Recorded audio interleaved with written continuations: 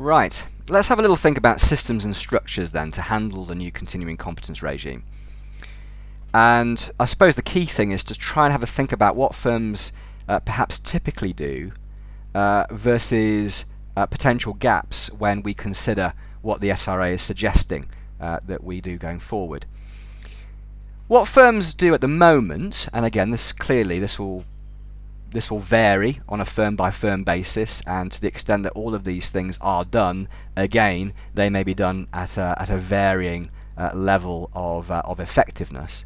Broadly, what firms do, or at least aspire to do, are mid and end of year appraisals, some attempt at putting together a development plan, often tied in as a kind of an output from appraisals, and maintaining a CPD record, which, remember, hitherto the machinery and in some cases the IT, for some firms that have learning management systems that actually capture hours of CPD done, has been very much focused around counting hours, which of course is, if not a red herring, then certainly much less important than it has been historically.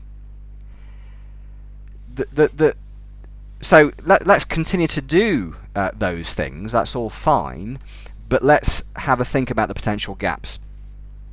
And the obvious gap really is about reflection, and this idea of, if you like, ongoing reflection, and at least scheduled reflection. Lawyers not simply going to their appraisal, thinking a bit about how they're doing, putting together some kind of development plan, which then doesn't meaningfully get looked at until the next appraisal.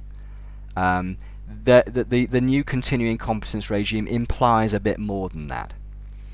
And again, in the continuing competence toolkit, there is explicit reference to a new type of development record to capture these reflections, a reflective development record. So in other words, a development record which simply counts, what, when, and how much, is not enough, frankly, under the new continuing competence regime, because the key questions, the why question and the so what question, so what? I went to this training, so what? What did it do? How did it improve my practice? How did it address my learning development needs? Those are the questions which the existing infrastructure at firms is not very good at capturing, it seems to me. So that's a challenge.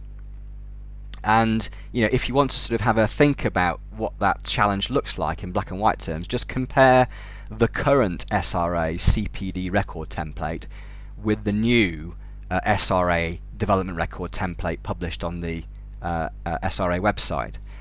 The difference between the two actually is not very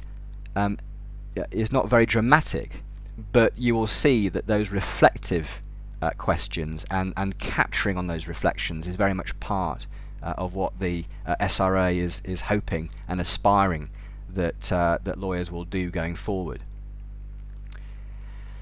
Possible gaps then around reflection. I mean, reflection is such a weak area. I mean, I talk to so many learning development practitioners who kind of almost roll their eyes when I raise the question of reflection. It is acknowledged as being an area of weakness. So what and when should lawyers be? What does reflection look like, and when should it happen? Well, here are some new ideas. This is where reflection might happen in a way that it historically hasn't happened. For example, immediately after CPD sessions, to identify and capture the key takeaways and the relevance of that training to practice. Transactional reflections, so in other words, ad hoc reflections. You do a particular job, and you're either doing it now, so you're reflecting in action, or you've recently completed the job, so you're reflecting on action, to use those sort of quasi-academic constructs. And you just take a moment to pause and reflect and capture how that job went. What went well, what didn't go so well, what you could do differently next time. General reflection. This probably ties in nicely with scheduled reflection as well, actually. Sort of at certain key intervals, just thinking about your practice in the round, the key jobs, the key transactions, the key cases that you tend to run, and just think, well, how well am I doing? And actually, are there any areas of improvement? And what does that look like? Scheduled reflection, I think in my view, best practice probably looks something like quarterly learning and development reviews, where solicitors are given an opportunity and perhaps held accountable to a process in which their development plan, instead of being a static construct which is set every year around appraisal time, becomes a construct which is dynamic and can be updated, at least on a quarterly basis. And also this business of reflective development record, being able to capture not just the what and when, but the why and so what.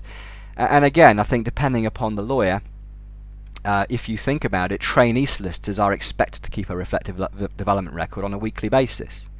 And it could be that those sorts of behaviours are easier to kind of maintain, if not weekly then monthly, in relation to the NQ to 3-4 year PQE population.